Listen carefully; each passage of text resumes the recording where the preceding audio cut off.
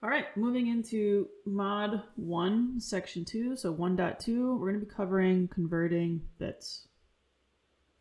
Something to note is ASCII and Unicode. So what are these terms?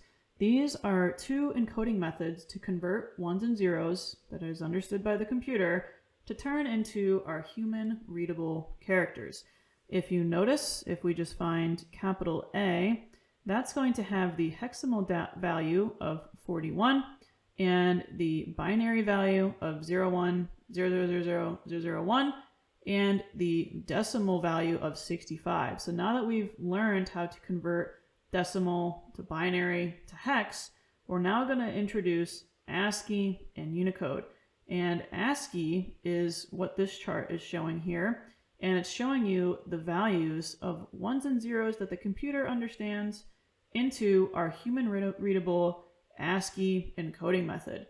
So a lowercase a is going to have different values than capital A, and all of your special characters, symbols, numbers, any sort of character on your keyboard is able to be converted to ASCII. And we're not going to convert ASCII to binary, but just to be aware that when you're typing something on a Word document and you put in A, B, C, D, E, the computer is recording that as all of these ones and zeros strung together, so that when you save the document and you have a long essay of, I don't know, 5,000 words with who knows how many letters, it knows how to store the data on your storage hard drive, and it's storing them in bits that are set in ones and zeros. So push the I believe button on that. This probably hurts some people's brains to hear this, but if you want to go down the rabbit hole and dive into how computers really store things in ones and zeros, have at it. But just be aware, we're able to use ASCII and Unicode to convert the ones and zeros from the computer into something that is human readable to us. And we'll see this concept later when we dive into like Wireshark and protocol analysis as well. Covering images and pixels. So you probably heard these terms before. Image data is comprised of many dots known as picture elements. That's what pixel is short for. And they are composed of three 8-bit colored values. So we have red, green, and blue. And that is going to equal 1 pixel. Any color you've ever seen on your computer is a pixel value of a combination of red, green, and blue. Whether there's more red or more green, less blue, etc., it's what's making up the pixel display on your screen. So an example here, if we had a pixel value for dark blue in the red, green, blue color model is going to be 139, because this 0 would be red. Oops.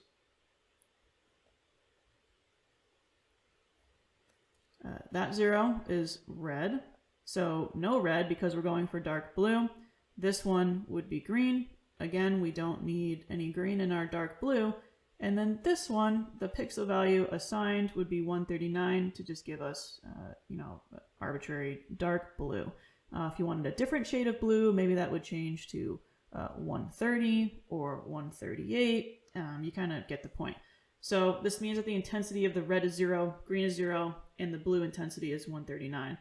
And as we've learned, we can convert our decimal number of 139 into the human readable, understandable ones and zeros. And in binary notation, the pixel value for dark blue would be represented to the computer as this string of bits. And as you can see, when we write out bits, we group them in groups of 8. So this is 1 byte, this is a second byte, and this is a third byte of data. So going into pixels there. Now moving into a resolution in pixels. I'm sure you guys have heard these terms for high definition, full HD, ultra high definition, and the latest and greatest 4K. Now that you understand what pixels are, you can understand what resolution is. So the higher the resolution, the more pixels fit into that display. So for HD, this is going to have, your 1080p or your 720. If you've ever been on YouTube and you see how you want your video to be displayed in 720p or in 180p, well, what do we think the P stands for now? Yes, it's pixels. So 720p, I think it goes down to like 320p as well. Obviously, you've noticed that if you play the video at 720 resolution, it is not as great and clear and crisp as the 180 resolution. And that's because literally more pixels on your screen are being fit in. So things are crisper and it gives you a higher resolution. 1080p, again, that's full HD. That's guaranteeing you this resolution of 1920 by 1080 pixels. So 1920 down and then 1080 pixels across being smushed in there. Ultra high def, 380/40 by 2160, and the beast of 4K. You're fitting in almost just over 4,000 by 2100 pixels into that screen. So very, very high resolution. But keep in mind, the actual pixel values of each resolution will vary depending on your limitation of your display device that you're using. So if you have a 4K monitor, but someone made a video in 1080p, are you going to be able to view it in 4K? Yes. But if you have a 4K video that's recorded and you're viewing on a monitor that's only 1080p for full HD or HD, are you going to be able to view 4K on your 1080p monitor? No, because your monitor is not having the resolution capacity to display your screen used to view that 4K video.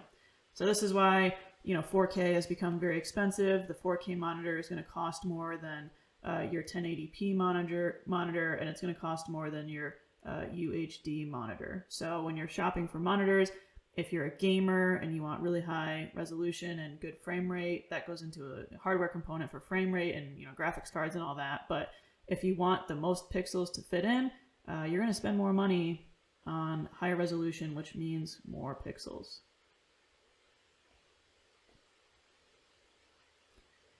Moving into file formats, there are a bunch of different file formats you can find in your computer: images, text, audio, executables.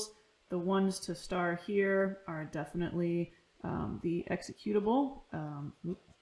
That's the .exe here, and the ASCII that we covered earlier, the MZ notation.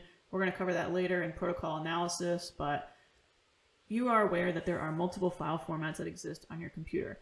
You have your Word documents, be a text file, maybe you have some images on there, your JPEGs, your GIFs, your PNGs, maybe you have some songs for MP3 or movie files, .mov, I'm sure you've seen, PDF, Excel, PowerPoint, anything, all have different file extensions.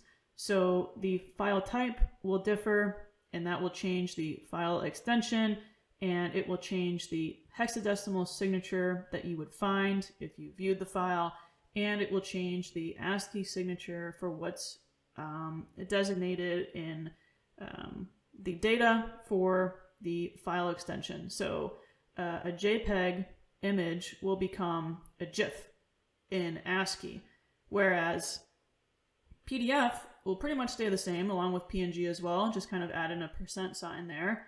MP3, that's going to convert over to ASCII of ID3. EXEs, again, going to be MZ or an ELF file, etc. So this is just kind of an introduction to different kind of file formats you can have, the file extensions that will be presented. So now when you save your documents and it has to ask you to choose what file type you want to save it as, now you are understanding that saving it off, you're telling the computer what file format to save it in so that it can then be correctly displayed to you. If you've ever not been able to open a file because you've saved it off as the wrong file type or file format, that would make sense. So anyways, file formats. We're going to go really quickly through logic gates. Basically, computers are very logical, they're very black and white, and they operate in true and false represented by ones or zeros, with 1 being the value of true or on, and 0 being the value of false or off. So, logic gates are the basic building blocks of digital electronics. They are used to perform binary operations such as AND, OR, NOT, or XOR, and the outcomes of these logic gates either produce a 0 or a 1, depending on the input signals. So taking a look here, we have these charts. If we work through the AND gate, let's say we had a 0 and a 0. When these get merged and in the logical gate that was represented is, in the computer for whatever function, the output of this 0 and 0 is going to be 0. If it were a 0 and a 1, the output would still be 0. Only when the 1 and 1 bit is present would a true result or a 1 come out. So it's just a way for computers, don't try and feel like you don't grasp this concept. I'm just making you aware of how computers think logically, and sometimes they use logic gates to determine the output that is supposed to occur. So the OR gate, again, you'd have a different chart, and it's only going to be met if the 1 is present. So anytime there is a 1, the value would come out to true. And the XOR is the gate where you have to meet, I think of it as the OR. Is there a 1 or a 0? Then the value is true. Is there a 1 or a 0? Then the value is true. But if we had 2 zeros, is this a 1 or a 0? No, they're both zeros. So the value output would be 0. Whereas if it were 1 and 1, is it a 1 or a 0? No. So the value would also remain as false or 0. Do you need to use this in your job? Do you need to get this concept in order to get a certification? No, but we're building on the basic blocks here in this boot camp to get you familiar with how computers are functioning, and logic gates is a big component of computers for making decisions and kind of like the overall architecture of the computer, dealing with numbers and ones and zeros and determining what output the computer should take. So that's probably all we need to spend on logic gates, and just bringing you aware of the concept that they are the basic building blocks of electronics and computers rely on them heavily. But are you ever going to get asked this on an exam? No. Do you need to memorize any of these charts? No. So don't sweat it.